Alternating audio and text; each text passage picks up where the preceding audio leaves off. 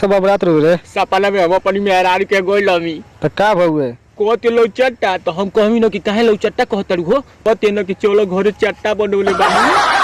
सारे कैसे रो तारे रे हमर मेहरारू के तबीयत खराब है का भइल हमर मालिया कहला से ना कि बियाह ना आइबो न तो हम सुसाइड कर ले। काहे के बे कोनो के रखले बिया हो सुनलिए कि माल पटोले बाड़े हां काहे कलिया रो तारे रे कहते न कि राती का ना आइबो न तो हम दूसरा से फंस जाए। इतना बड़ा रिस्क ले रहे हैं, चल भाग निकल यहाँ से। चल जा जो प्यार करेगा फिर धोखा देगा उसे मैं नहीं छोड़ूंगा।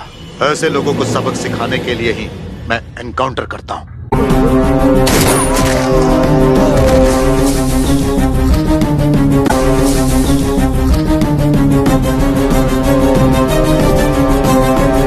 तो सारे कैसे उदास बैठे लगे रे ना हम जा तनी घरे तो का हो गई हमर मेहरारू फुलुक्का मंगले बिया तो का हो जाए कहती है ना कि अगर फुलुक्का ना लेके मार मार के हम तो के फुला दे।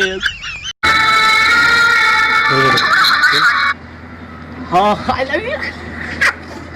लव यू टू जानी I love you three I love you nine I love you कुछ कहो फोरवा लागो है क्या अरे सर दौड़ गांव में तोर दोस्तों के साली आइल बिया ना रे भाई हमारे गांव में हमारी दोस्ते का साली नहीं खे आइल उ भूकंप आइल बिया पूरा सबके उड़ियौले बिया हम ना जाए। ए जा एगो बात सुन लो का एगो खुशखबरी बा। खुशखबरी का बा बोला ना।